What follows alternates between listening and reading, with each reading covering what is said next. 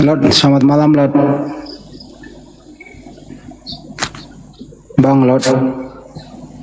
Halo. Lot. Lot. Mau ngapain naik bang? Siapa yang gebuknya orang? Iya loh. Iya. Mau diskusi bang? Boleh. Ya silakan bang. Itu topinya ada tuh di stiker tuh. Maksudnya apa itu saling berkatuan kutuk? Maksudnya kayak mana nih? Iya, apakah salib itu berkat atau kutuk? Berkat. Dalilnya? Banyak dalilnya itu. Silakan satu aja bang. Mungkin Habis kamu itu kita aja nggak sekali. Mungkin kali. Iya, di mana? Dalilnya Anda katakan banyak, satu aja. Di mana itu dalil?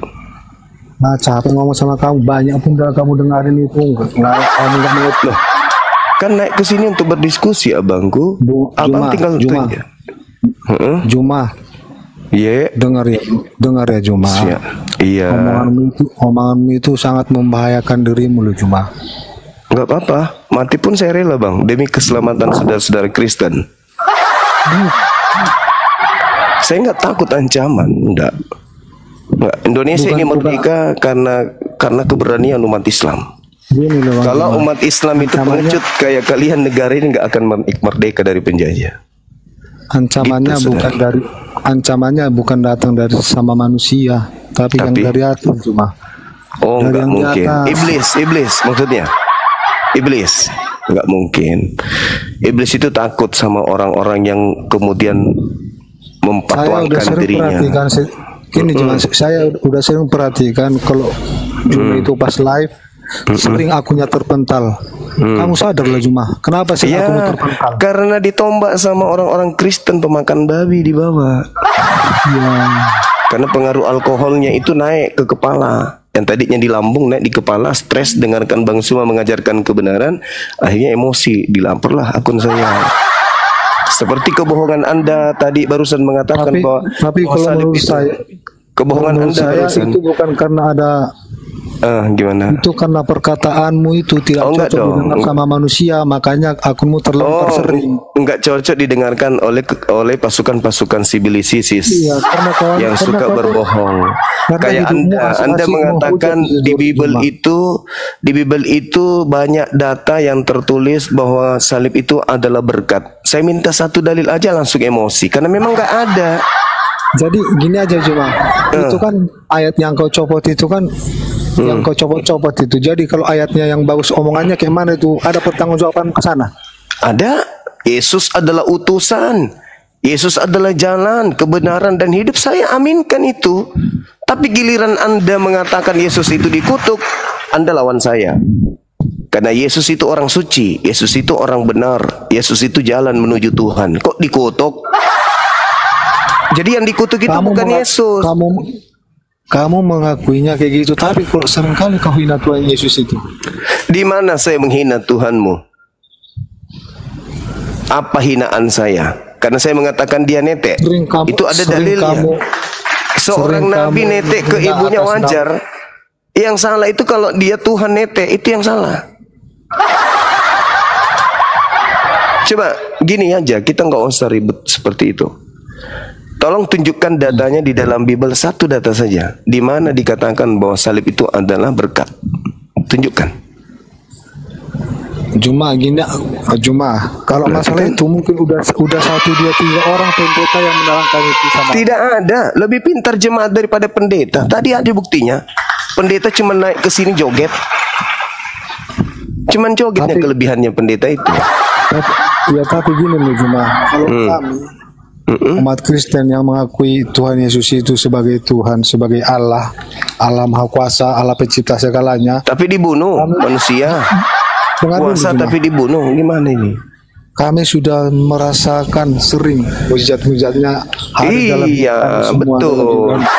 Yesus berkata di dalam Matius 24 nomor 24 bahwa Yesus palsu itu akan melakukan banyak mujizat sekiranya mungkin menyesatkan orang-orang pilihan juga.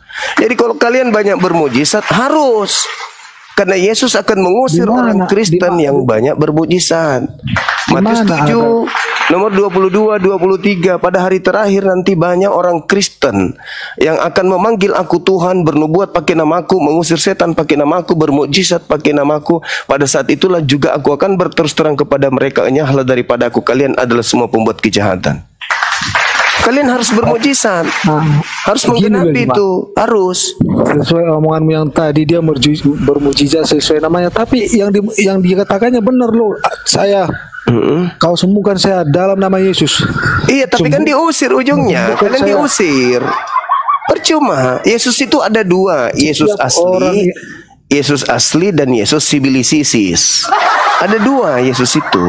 Kebetulan yang kamu ikuti Yesus sibilisisis, bukan Yesus anak Maria yang kamu ikuti. Kalau memang setiap omongan yang memakai nama Tuhan Yesus itu salah, kenapa setiap pada saat ngomong sama seseorang melalui penyakit dia dapat sembuh? Karena bermujizat dibantu oleh setan. Baca Matius 7, baca Matius 7, baca Matius 7. Memang setan bisa menyembuhkan. Buktinya orang yang menyembuhkan pakai nama Yesus itu diusir Yesus. Baca Matius 7 nomor 22 nomor 23. Itu dalil, kawan. Jangan egois. Sayangi dirimu, sayangi dirimu. Jangan kamu iman buta. Sayangi akhiratmu. Kalau kau mati dalam keadaan Kristen, kata Yesus, enyahlah daripadaku, engkau adalah pembuat kejahatan. Itu dalil di Bibelmu, jelas itu. Wa ikhwanuhum yamuddunahum fil ghayyi tsumma la yukassirun.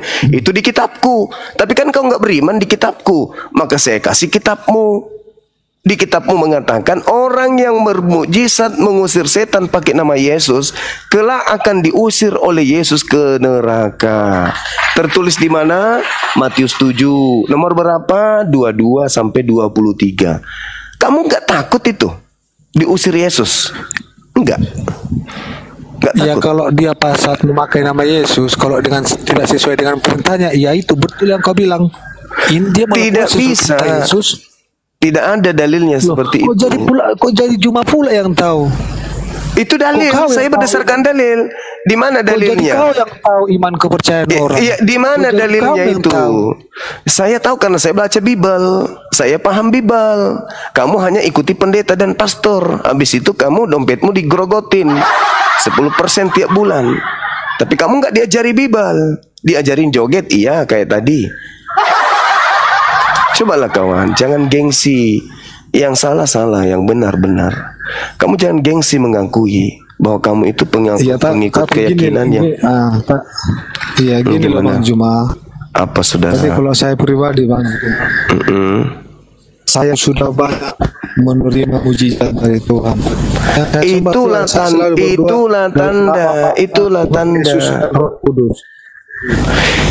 Itulah tanda daripada pengikut Yesus palsu. Cuma berpikir yang logika gini. Apa itu? Pernah dulu saya mengalami sakit yang diponis dokter harus operasi, harus sekian. Tapi saya berdoa sungguh masuk kamar di dalam nama Bapa Allah, Putra dan Roh Kudus. Saya dengan meneteskan air mata, sakit saya kok bisa hilang, kok bisa sembuh, dan dinyatakan oleh dokter tidak usah lagi operasi, penyakit kamu sudah nggak ada lagi. Itu saya berpikir, ini berkat doa saya. Kalau gitu hapus saja rumah sakit. Saya gimana itu? Itu berkat dari saya Tuhan. Itu berkat dari waktu SMA. Tuhan yang saya berkat. Dulu waktu saya SMA, di sebuah desa namanya Desa Poreang, Dusun Kuluri ya, di Hombes. Di situ perkampungan orang Toraja yang pensiun TNI. Di situ banyak sekali anjing. Nah, namanya Toraja, orang Toraja saudara-saudara kita itu kan pelihara anjing banyak, minimal 3 ekor satu rumah. Musim itu adalah musim anjing gila. Jadi tetangga saya itu namanya kalau nggak salah Mama Ale. Mama Ale tetanggaan dengan Mama Roge, waktu itu dia tukang beli coklat. Tiba-tiba suaminya digigit anjing. Anjing gila. Rabies. Sudah 3 hari tidak dibawa ke rumah sakit. Nah, nenek saya minta tolong. Nak, ya kenapa nek? Itu Mama Roge suaminya digigit sama anjing. Lalu kamu tolong pergi lihat di rumahnya. Untuk apa? Lihat aja dulu. Begitu saya ke rumahnya, saya sangat kasihan melihat itu bapak. Akhirnya apa yang terjadi? Dia dikasih air minum, dia takut dengan air. Sementara dia tidak minum sudah 3 hari. Jadi kubuka mulutnya, habis itu kuludahin masuk. Tutup, dan sampai 5 menit dia siuman.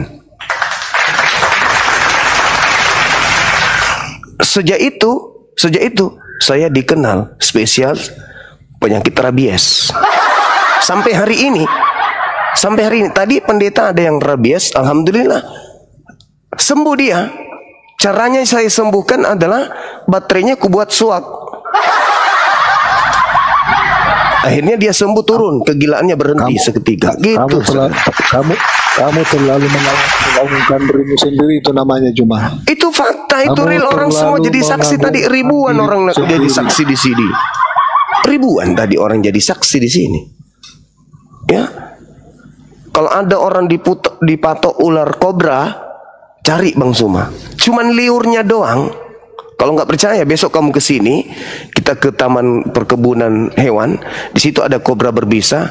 Kamu tusukkan pantatmu dengan kobra itu, saya akan kasih kamu air liur saya. Insya Allah 1 kali 2 meter pasti sembuh kamu itu. Udah melampaui batas udah melampaui batas kemampuan manusia itu. Sembuh, kamu nggak akan sakit lagi. Percaya sama saya. Nggak akan pernah. Akan percaya sama kamu. Tidak sakit lagi, gimana mau sakit, langsung mati kok. Dari cara kamu bicara, dari cara kamu bicara, ya orang mau percaya samamu cuma. Lah, kalau itu fakta, kawan. Kalau namanya yang itu fakta, itu real. Kalau kamu nggak percaya, silakan ke Makassar, cari ular kobra yang paling berbisa. Saya cuman butuh waktu paling lama 10 menit, Anda sembuh. Percaya sama saya. Enggak lagi Anda teriak, enggak lagi Anda merasa kesakitan, enggak lagi kejang-kejang. Hanya ludah saya sedikit saja, srek, langsung dibungkus, sembuh. Iya. Nah, gitu dong. Dikumur. Orang-orang di sini bisa menilai itu. Omonganmu itu enggak ada yang logika cuma. Lah, enggak logika. Enggak logika katanya. Alamak. Enggak logika. Kembali ke tema kita. Kembali ke tema. Boleh? Nggak sanggup? Karena ternyata salib itu adalah kutuk. Itu kan bagimu. Saya membahas dalil Bible. Iya, Bang Juma. Iya, Bang Juma. Itu kan Abang Juma yang nuliskan, kamu yang nuliskan. Ini tema ini. Apakah salib itu berkat atau kutuk? Siapa dulu yang nulis ini? Nah, apapun tulisannya di sini, saudara tinggal jawab. Ya, seperti jawaban Anda, salib itu adalah berkat. Saya minta dalil. Sekarang saya tanya, ini yang mengetik siapa? Mana dalilnya, saudara? Kalau salib itu berkat, mana dalilnya? Sini sekarang kita uji. Tanya dulu, yang menulis ini siapa? Coba, yang menulis judulnya siapa? Abangmu ini, abangmu, Bang Suma. Nah, itu berarti itu kan menurutmu. Ini pertanyaan, saudara. Salib itu berkat atau kutuk? Ya, saya udah bilang itu berkat bagi saya. Dalilnya mana? Dalil kau bilang udah banyak dalilnya itu. Mana? Satu aja. Saya dalil. Kurasa enggak 1 2 orang 3 lagi yang ceritakan yang ngomong itu sama kamu. Mana dalilnya? Satu aja, satu. Ada nggak dalilnya? Banyak. Ya, satu aja coba kasih saya. Kalau ada dalilnya, besok saya nikah lagi. Ya, kalau salib itu kutub, kalau salib itu kutub memang ada dalilnya, Bang juga. Ada. Ya coba. Ulangan 21 22 23. Oh, ada dalilnya ya kalau salib itu kutub ya. Ada, Galatia 3 nomor 13 ada. Nah, sekarang dalilnya salib itu berkat di mana? Ya, sekarang. Jadi Orang yang menjadikan salib itu sebagai lambang, terus sampai pede pakai kalung ada lambang salib. Itu kalung lambang kutuk. Salib itu lambang kutuk. Iya, sekarang cuma kutuknya kutuk apa dulu? Cuma memang kutuk. Ya kutuk, begitu dong. Jadi bukan berkah. Kalau udah namanya kutuk, kalau udah namanya dikutuk, diakui dia. Diakui, gitu dong. Jadi salib itu kutuk, ya teman-teman Kristen. Salib itu bukan menebus dosa, tapi salib itu adalah kutuk dari Tuhan. Iya, kutuk gara-gara apa dulu? Kutuk enggak ada kutuk gara-gara apa? Kutuk gara-gara melakukan dosa yang sepadan dengan hukuman mati. Gitu itu, kawan. Salib itu kutuk itu gara-gara dosa manusia itu cuma. Iya, makanya dikutuk karena dosa. Kan dikutuk karena dosa. Dia terkutuk untuk apa dulu sekarang? Untuk menebus dosa manusia. Itu menurut Kristen, itu penambahan demi untuk melegalkan penyembahan terhadap sivilisasi. Tapi faktanya tidak ada Tuhan membunuh kemudian orang untuk menebus dosa orang lain, nggak ada. Bahkan orang Yahudi kalau mengorbankan hewan, dia cari hewan yang suci, bukan korbannya itu hewan yang terkutuk. Gitu loh kawan. Gini loh Juma, sebetulnya Bang Juma tahu sendiri apa maksud dan tujuan datang ke bumi ini. Apa tujuannya? Datang untuk mengajak Bani Israel kembali kepada hukum Taurat. Bukan. Gini, waktu di zaman Nabi Nuh, tahu ceritanya zaman Nabi Nuh, Juma? Kenapa Nabi Nuh? Di zaman Nabi Nuh, waktu bumi dilalu lantakkan dengan banjir, kenapa itu terjadi?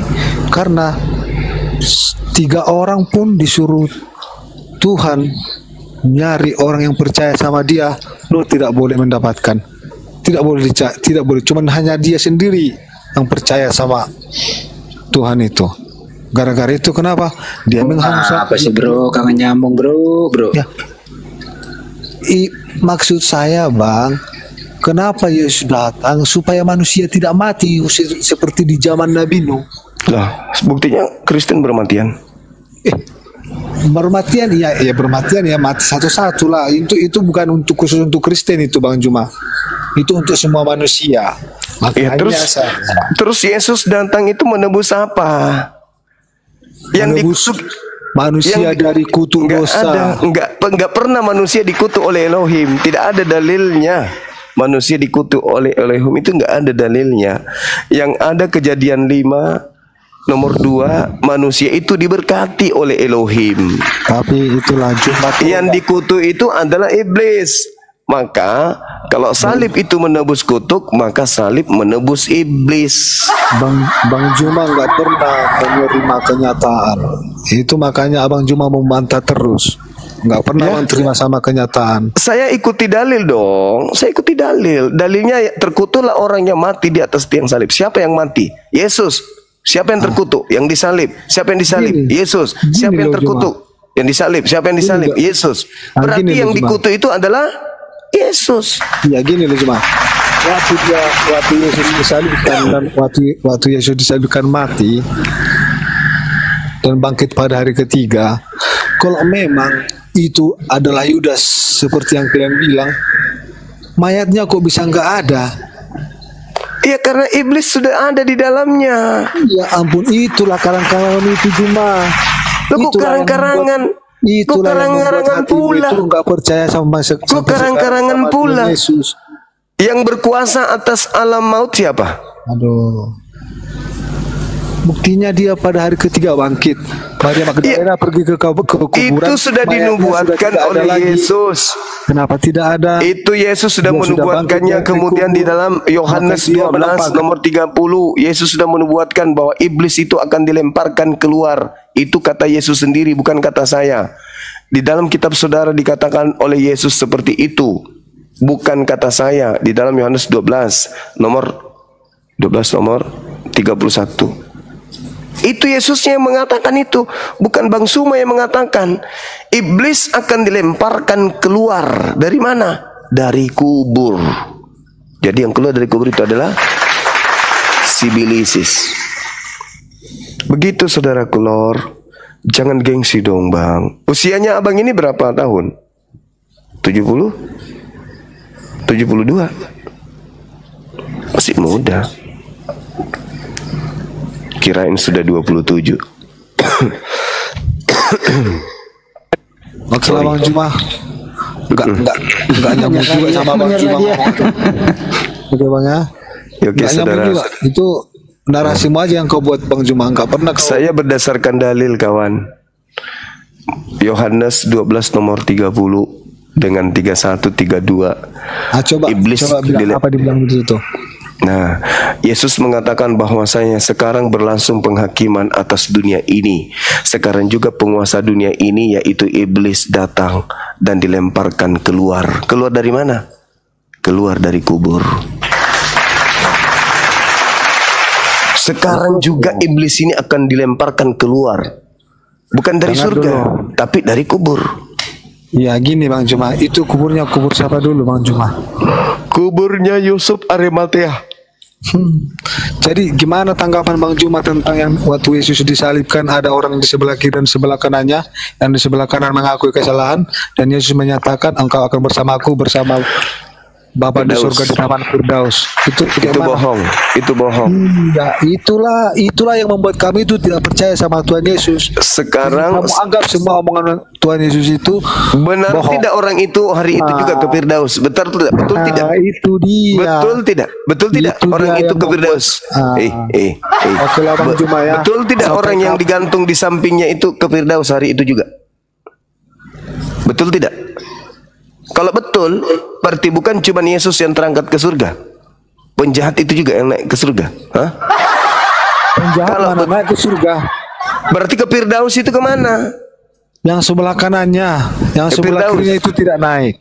Yang sebelah kanannya naik ke Firdaus hari itu juga.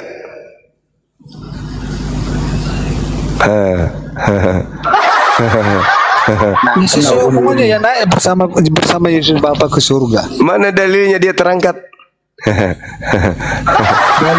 dalilnya itulah omongannya, dalilnya ada. Iya, ada ngomong kayak hari ini juga engkau akan bersama ke Firdaus. Faktanya enggak. Saat dia mengakui kalau Yesus itu Tuhan, saat dia itu dia diampuni. Saat itu juga dia diampuni. Terangkat enggak dia ke surga? Saat itu juga dia diampuni dari dosa-dosa. Terangkat enggak dia ke surga?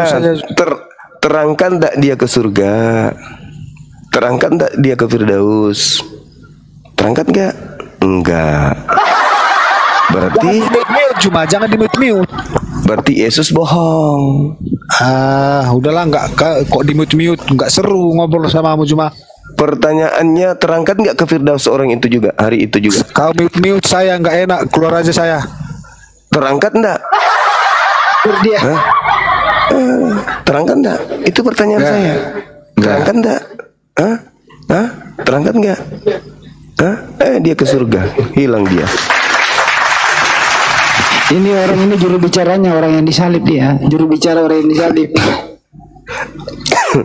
Enggak terangkat ke surga. Jangan ngarang-ngarang cerita lah. Terangkat ke surga, enggak ada itu terangkat ke surga. Jadi mana yang betul ini? Kalau dia terangkat ke surga beneran orang yang di samping kanan Yesus itu, berarti bukan cuma Yesus yang terangkat ke surga. Penjahat juga yang di sebelah kanannya juga kan, nubuatan di tengah-tengah orang jahat katanya kan. Kemudian kalau ternyata dia tidak ke surga hari itu juga ke Firdaus, berarti pembohong gitu.